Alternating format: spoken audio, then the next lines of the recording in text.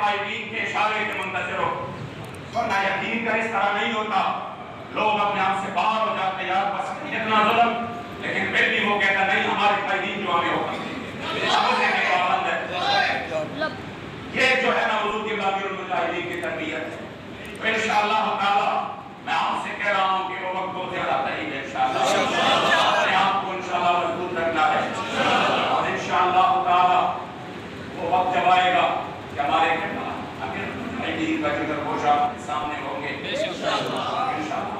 ایک دیدن پر اس کے دیدار ایک جھلک پر انشاءاللہ ہم سارے ہم بن جائیں گے، اور شہداء کے ساتھ انشاءاللہ تعالی ہم یہ عزم کریں گے ان کے خون کے ساتھ کہ جس مشن کے لیے آپ کا یہ مقدس خون گرا ہے وہ منظر تو ہمیں کبھی نہیں بھولتا.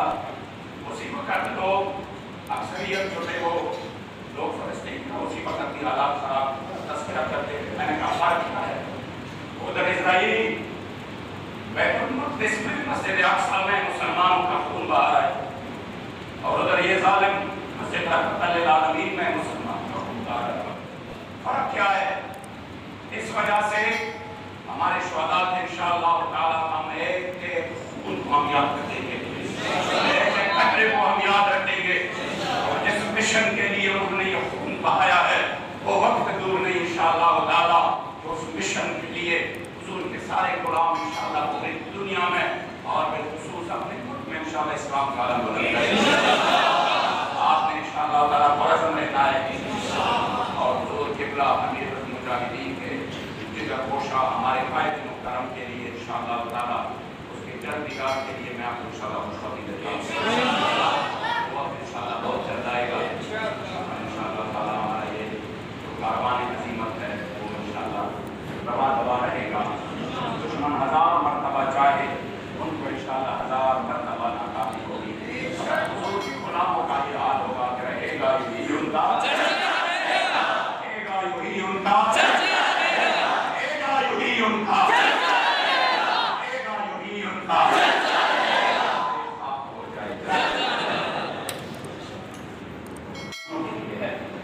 اس لیے یہ لبیک والے یہ لبیک ٹکڑے ٹکڑے تو ہو سکتے ہیں پاکستان اور اسلام سے غداری بھی نہیں کر سکتے، ان سے آپ بے فکر رہے. لیکن اتنا ضرور ہے کہ یہ دہشت گردی ہے تو یاد رکھنا یہ دہشت گردی تو ہر لمحہ ہوگی، دہشت گردی تو ہر سانس پر ہوگی.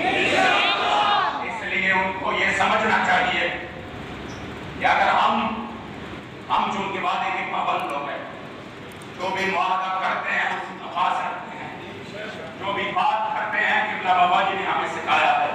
لیکن یاد رکھیے نہ ہم چپ چھپائے اس طرح کوئی منصوبے بنا دیں کہ آپ کو پتہ بھی نہ ہو. ہم کوئی منصوبہ بنا کے یہ کہیں گے وہ کہیں گے نہیں. ہم انشاءاللہ جو بھی کہیں گے کھل کر کہیں گے، میدان پر کہیں گے. اور اگر ہمارے ساتھ یہ یقین کریے ظلم تو انشاءاللہ اس کا انجام تو بہت بڑا ہے. آپ یقین کریں جس نے بھی یہ ظلم کیا ہے اس نے بچنا کوئی نہیں.